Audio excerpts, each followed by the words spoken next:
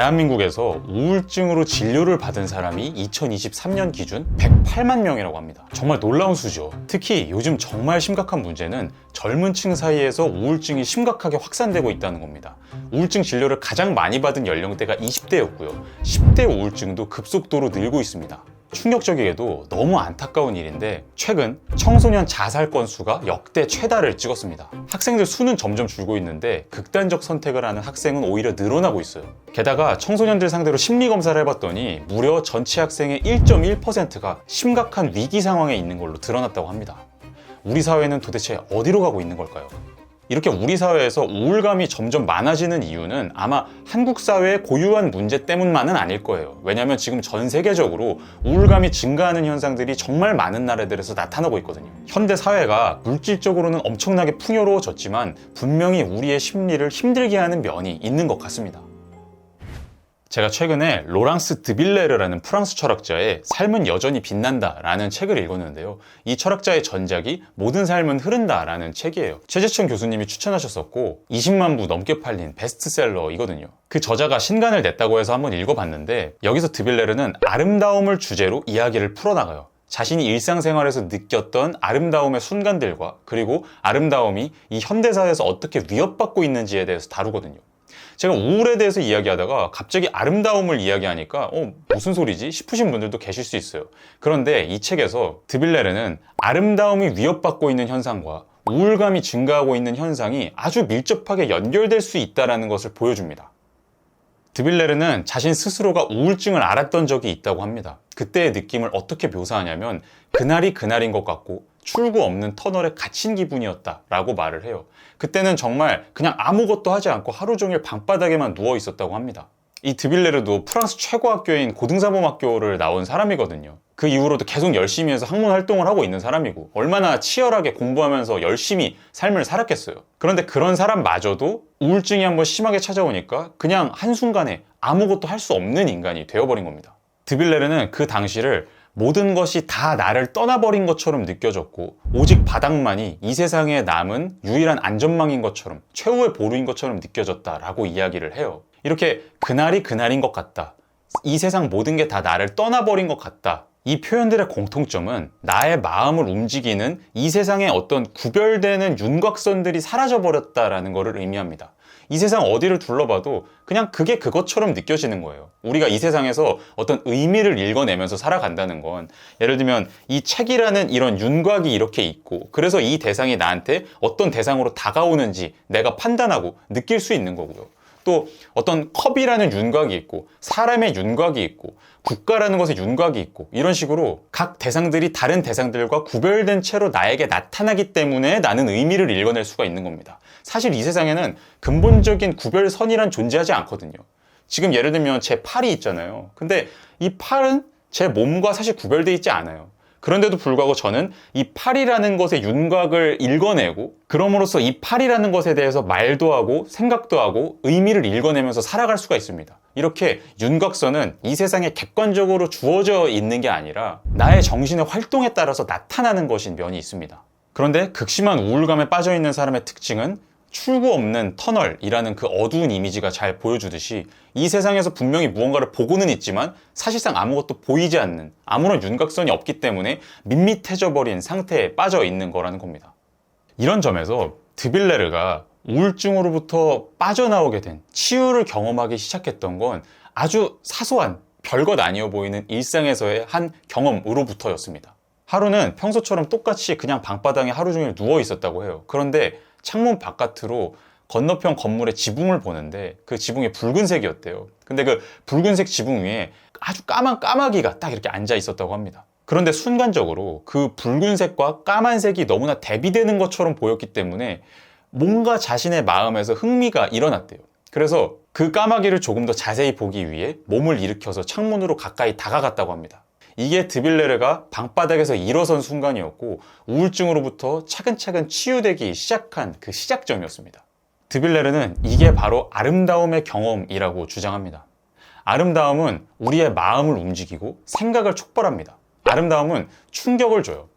저는 아직도 어렸을 때 20대 초반에 파타고니아 지방을 여행하면서 봤었던 빙하가 잊혀지지가 않거든요.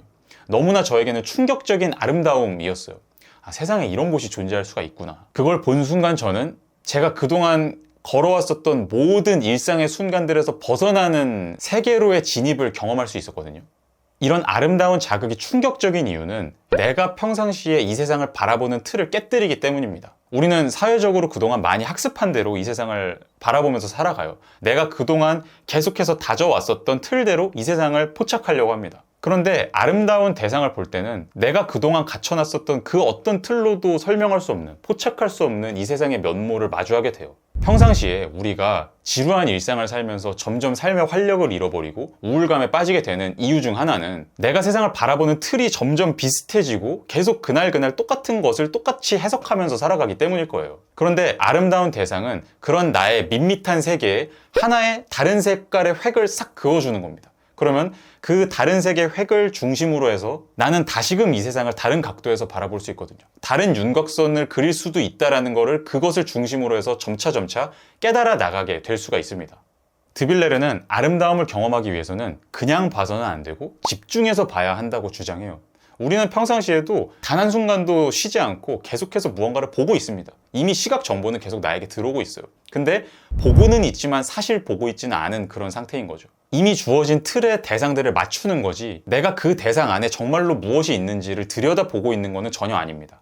드빌레르는 아마 그 붉은색 지붕과 까마귀를 보기 이전에도 매일 창문 밖을 봤을 거고 매일 그 붉은색 지붕과 매일 그 하늘로 지나다니는 구름 같은 걸 봤을 거예요. 아마 그 이전에도 새를 많이 봤을 겁니다. 그런데 평상시에는 그냥 지나쳤기 때문에 아무런 유의미한 정보로 다가오지 않다가 우연한 계기로 그것을 집중해서 봤을 때 비로소 그것이 이 세상의 새로운 획으로서 작동을 할 수 있었던 거죠. 그리고 드빌레르는 아름다움은 뜻밖의 찾아오는 경험이다라는 점을 강조해요. 우리는 나 이제 아름다움을 느끼고 싶어. 오늘 아름다움 느끼고 싶으니까 미술 전시 보러 가야지. 이렇게 생각할 수도 있잖아요. 그런데 사실 아름다움은 그런 식으로는 절대로 경험할 수가 없다고 주장해요. 왜냐하면 우리가 나는 아름다움을 경험하고 싶다라는 목적의식을 갖고 어떤 대상을 바라보는 순간 이미 그 목적의식이라는 굉장히 강력한 틀이 작동하면서 그 대상을 그 틀에다가 맞추게 되거든요. 그러면 그 대상은 나에게 충격적인 대상이 되지 못해요.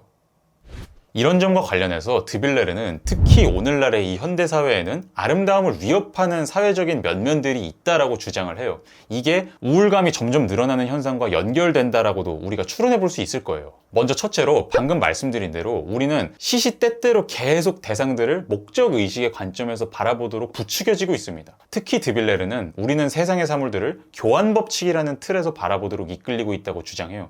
자본주의 그리고 시장경제 사회에서는 기본적으로 내가 이만큼의 값을 주고 그 값에 상응하는 보상을 받는 구도로 이 세상의 모든 것을 바라보도록 이끌리기 때문에 자연스럽게 모든 대상을 볼 때 다 그 교환 구도를 계산하고 있다는 거예요. 우리는 이미 그냥 내가 우연적으로 나타나는 세상의 면모들, 새로운 획들을 즐길 수도 있었을 그런 시간들이 다 그 보상이라는 틀 안에서 계산되게 되겠죠. 영화를 보든 공연을 보든 무언가를 보러 갈 때도 내가 이만큼 값을 투입했으면 아웃풋이 있어야 된다는 생각을 자연스럽게 하게 되죠.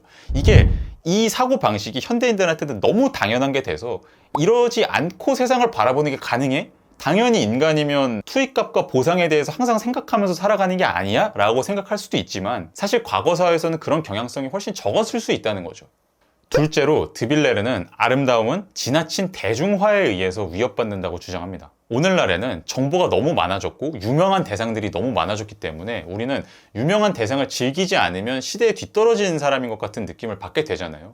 그래서 어떤 문화적인 대상을 향유할 때 이미 그 대상에 대해서 주변 사람들 혹은 인터넷에서 쏟아진 수많은 정보들을 바탕으로 그걸 보게 되는 거예요. 어떤 명화를 봐도 이 작품에 대한 역사적인 정보가 이렇고 사람들의 평가가 이렇고 왜 이게 중요한 작품이고 이런 것에 대해서 생각을 하면서 보게 되잖아요. 그렇다 보면 뜻밖의 드러나는 그 대상의 면모를 마주하게 되는 게 아니라 그냥 내가 이미 갖고 있는 틀에 그 대상을 끼워 맞추게 되는 거죠. 여행에서도 이런 현상이 되게 눈에 띄게 나타나죠. 다른 사람들이 이미 많이 가본 맛집에 나도 가야 되고 이미 유명한 관광지에 가야 되고 계속 나의 시간을 그런 종류의 활동에 쏟도록 이끌리고 있기 때문에 정말로 내 마음을 움직이고 의외의 아름다움을 마주할 확률은 점차 줄어들 겁니다. 그리고 셋째로 드빌레르는 현대사회에서 아름다움은 자기개발 메시지들에 의해서도 위협받고 있다고 주장합니다.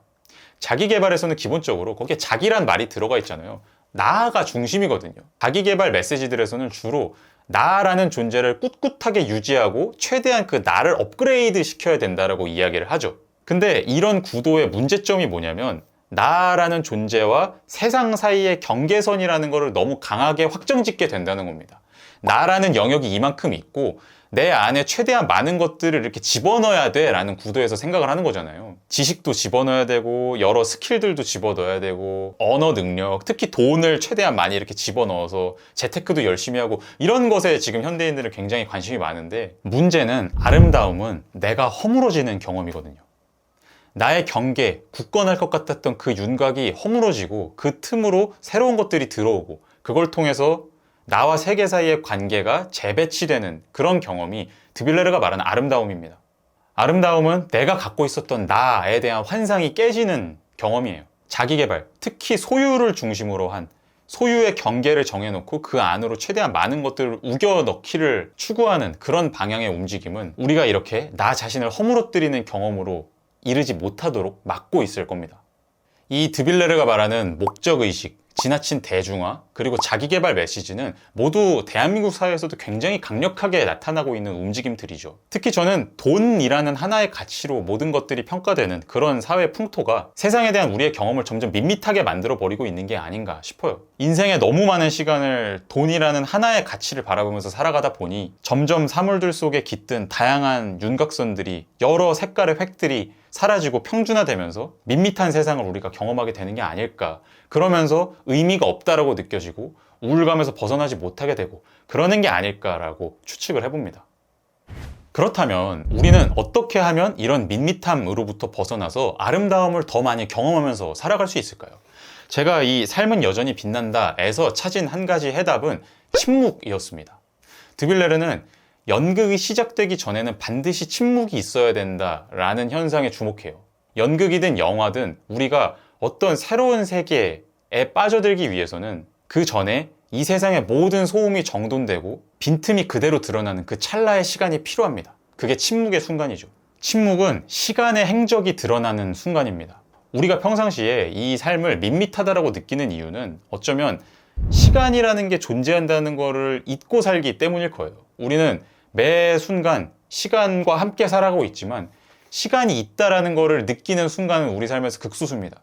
왜냐하면 계속 무언가가 우리의 순간순간들을 채우고 있기 때문에 너무나 많은 것들이 이미 우리를 소란스럽게 하고 있기 때문에 그 소란들에 주목을 하느라 막상 그 소란 곁에 시간이 있다라는 걸 보지 못하는 거예요. 그런데 침묵의 순간은 그 모든 소란들이 잠재워지고 시간 그 자체가 드러나는 순간일 수 있다는 거죠. 우리가 시간을 인식하게 되면 그 시간은 내가 지금까지 반복해 왔던 대로 계속 또 똑같은 행동을 하고 똑같은 방식으로 세상을 바라보며 살아가야 되는 그러한 장이 아니라 내가 얼마든지 무언가 다른 것들을 시도해 볼 수 있는 장이라는 걸 즉각적으로 알게 됩니다. 그래서 드빌레르는 우리는 침묵의 순간을 충분히 많이 경험하면서 살아가야 한다라고 주장하는데 문제는 현대사회는 너무 소란으로 가득하다는 거죠. 이런 사회 환경에서 살아가고 있을수록 우리는 더더욱더 의식적으로 침묵을 체험하기 위해서 노력해야 되는 게 아닐까 생각이 들어요. 저도 사실은 침묵을 지키기가 되게 힘들거든요.